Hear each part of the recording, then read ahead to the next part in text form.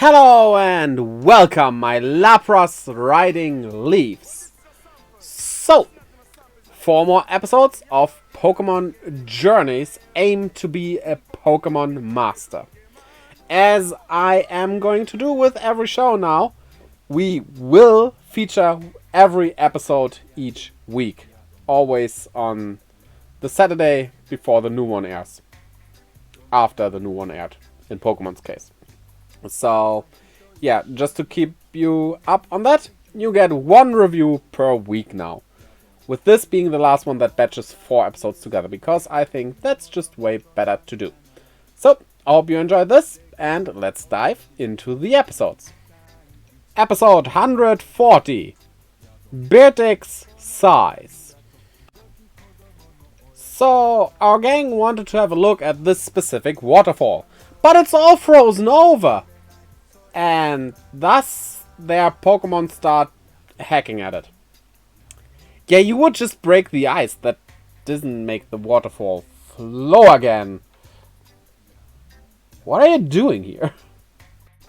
And after Oshawott loses its shell, they find a Beartic that gives it back to him. Okay. So, is there any plot? As they thank that Beartic, it, well, sighed, as the title told us. It was more like saying, no problem. But whenever it does that, it freezes everything over. Probably the cause for the waterfall freezing as well. Yeah, that's bad, but is it your problem? He will make it his problem, right? So, chasing after it, they found a lot of frozen Pokemon. That must be very uncomfortable, especially for these grass types. Oh boy. So, he decides to train this Pokemon. That's not his Pokemon. And honestly, I like that. Because we never heard what a Pokemon Master actually does. But I would imagine, and that would mean Alda would be the closest to a Pokemon Master, that a Pokemon Master is someone who just journeys around the world, training his own Pokemon, of course, partaking in battles, but also, and mainly even, helps like wild Pokemon all around, like solving problems that might arise and all that stuff. That really sounds like what a Pokemon Master is about, and thus he just acts like one right now, which is cool. So, to let it get control over his ice powers, they want him to turn the ice into specific shapes. The shell of Oshawott in this case. And that looks pretty cool. So, yeah. But with that said, honestly, so far, this episode is just not that interesting, honestly. But after failing again, the Beartic cries, and it looked like it wanted to freeze itself, but who knows. It ends up, like, making a hole in the ground, and for some reason there are caverns underground, and they fall down. Which, yeah, is something happening, but like, eh. And sure, Ash injured his ankle a bit, but they just climb back out, so far everything in this episode feels like you could have cutted it out, ultimately saying that you don't really need this episode. Then again, there's nothing offensive about just a daily live episode at this point, I would say, because we are beyond the finale of the show, so yeah, this is basically epilogue stuff.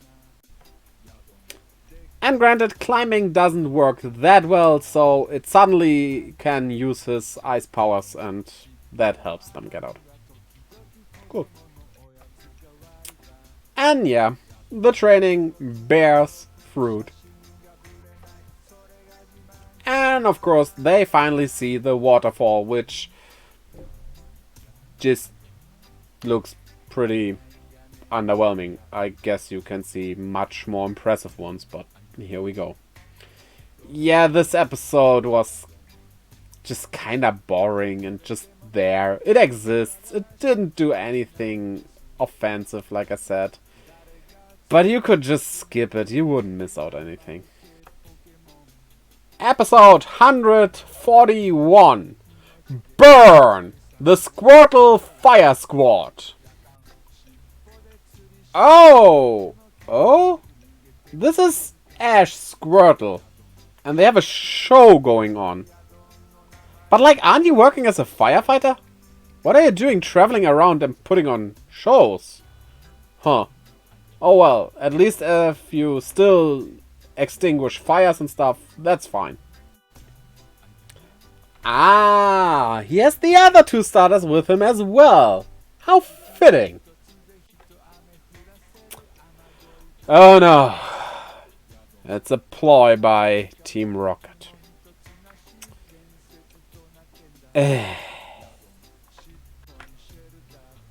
Oh look! It's the Squirtle Sentai Aqua Ganja! That's actually not that bad of a name. After the show, Ash wanted to meet his Squirtle, but Team Rocket doesn't let him. It's still a wonder how he doesn't recognize them being Team Rocket, because they don't do a good job of hiding it, but well. So he just goes away, which is like, seriously? Like, put a bit more effort into it. It's one of your earliest Pokémon, and technically still owned by you. And Squirtle takes it as Ash not liking it anymore. Why? I mean, run after him. Like, seriously. Oh look! 3 random Pokemon in a random scene. Yeah, no. Something is up with these. They will do something bad, I guess. And it might include fire, as all 3 of them are fire types. No, wait a minute. So Ash goes to the hotel where his Squirtle is to talk to it. Fine, now you two can have a talk and be happy and reminisce your friendship. That's nice. If Squirtle wasn't a total dick and just not care for that and not even trying to talk with them. Especially with these two, because like, you're mad at Ash? Okay, but talk to these two at least. They didn't do anything. And because they are all idiots, Pikachu zaps them. Solving nothing ultimately, but they were zapped. Nice. Oh, please. This Hariyama. Get us rid of these annoying pests. I would be so thankful to you. Okay, not the 3 Pokemon earlier, but Team Rocket is at fault here because their net lands on a broken power line, causing a fire. I doubt this would happen, but I can let it slide. Because, like, a net would burn up so quickly, it probably wouldn't have any effect on a house. So, yeah. Good to see that they still do their work. However, this fire, while it covers a whole house, I would actually call it a pretty small fire when it comes to the fires that firefighters usually have to deal with. And 5 of those water gunning turtles cannot douse this fire. It's time for you to evolve, honestly. And after a pep talk from Ash, it changes clothes. Which annoys me. Because like, yeah, you wanna take this really seriously, but you have time to change your clothes? There's a burning fire. Douse that and change after that. Come on. And yeah, these 3 Pokemon are just there to be in danger. Well, okay, that makes a bit of sense at least. And in the most ineffective way, they rescue these 3. by having Squirtle jump on Charizard's back as well as Bulbasaur, so Squirtle can douse the flame and Bulbasaur can get them with their Vine Whips. First off, Bulbasaur could have done that from the ground. We know that the Vine Whips are long enough. And second, Charizard could have just flown up there, taking these three on the back, because Charizard doesn't have to watch out for the fire, he's resistant to it, and just take them down that way. So why do it this way? Probably just to show some starter action. And with that, Squirtle's Fire Squad is back to what it was before, and they basically were kinda kidnapped by Team Rocket because apparently they are very, very dumb. And so, him and Ash are friends again, which is good. Yeah, episode over. This episode wasn't as boring as the last one. Of course, the episodes we have now all could just not exist. But at least this was exciting, and it was a callback to a previous Pokemon of Ash, and yeah, very enjoyable. I liked this. So, what's up next?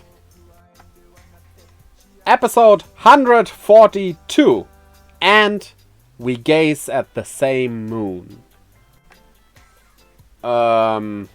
Team Rocking is blasting off again, but including Pikachu.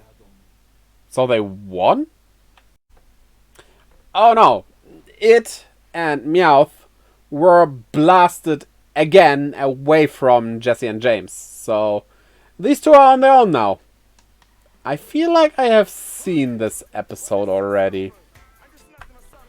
So, trying to get some fruits, Pikachu agitates some Spearow. Haven't we seen this in the first episode of Pokemon? Is this a callback? Maybe kinda sorta, but yeah, not that much of one. Yeah, forget about Pikachu! Far more important is the cap is blowing away! Oh, good thing this Caterpie saw where it was going, so it can help Pikachu find that cap, so Ash has his most trusty companion again. And then Ash and the others get lured into the cave by those Spearows as well. Nice coincidence. But yeah, as I said, we need to get the cap back. And leave it to good old Caterpie here. I love how they depicted this. This is so great. Also, it is extremely slow.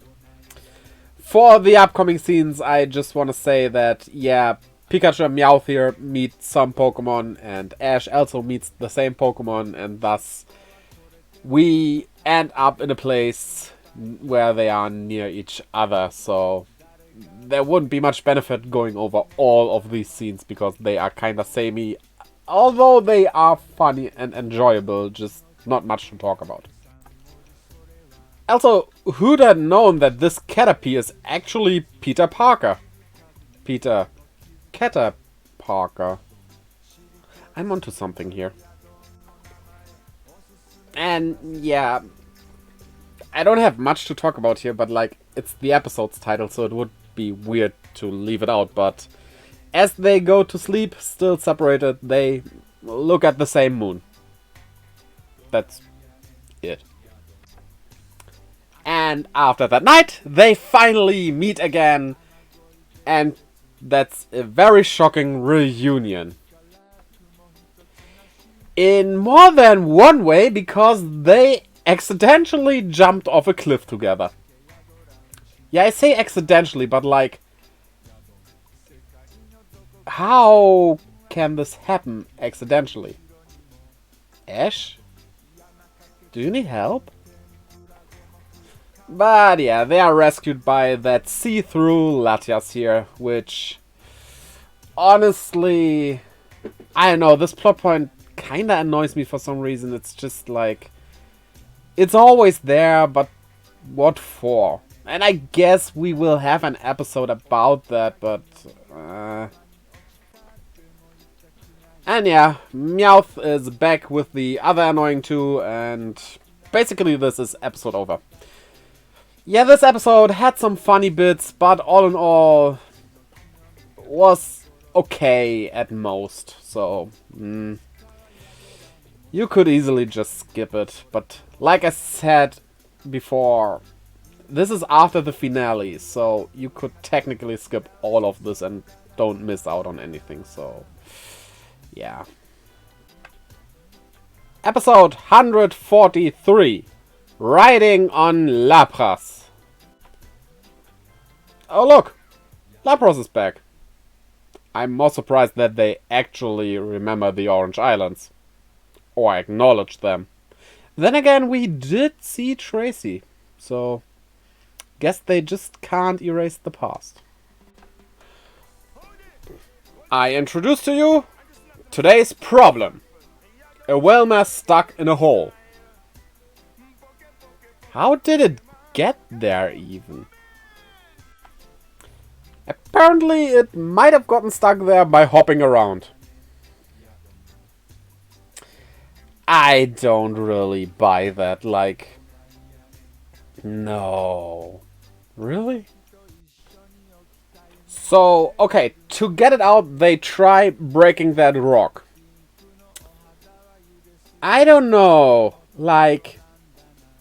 Seems to be easier if you would use, I don't know, Brock's rock types, who can probably use something to make that easier, as most rock types can actually go through rock, or using grass types because rock is weak to grass. I just don't know if that's true for actual rock though.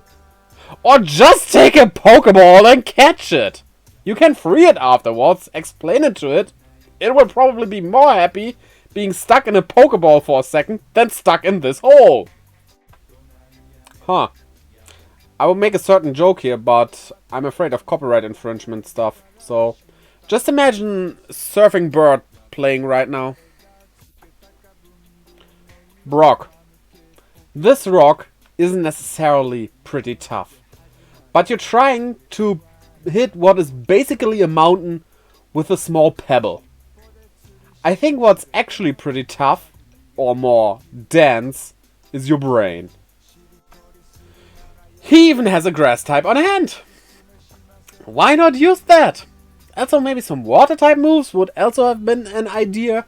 Like, if you make that Wilma wet, like wet stuff slips easier. I'm expecting these three to use their brains. That's honestly my fault. They are trying to get it out by fishing it. Like, what do you expect? This to work? Again, I'm expecting brain where no brain is to be found. And in the end, this actually worked? Plot convenience. This is actually really funny. It hops around into a bigger hole and evolves inside the hole and is now stuck as a whale lord. Yeah. Like, this is really funny. But Pikachu to the rescue. It has a plan which involves Team Rocket. So it threatens Team Rocket's life for them to help it with it. Who's the evil guy again? Yeah, like I just said. Who's the evil one again? You have a Pokemon with you that can literally tear the earth apart.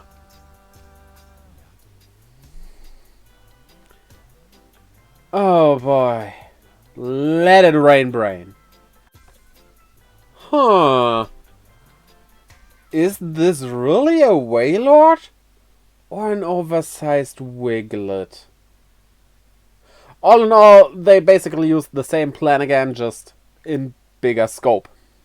Which, I mean, it worked before, but like... Catch it?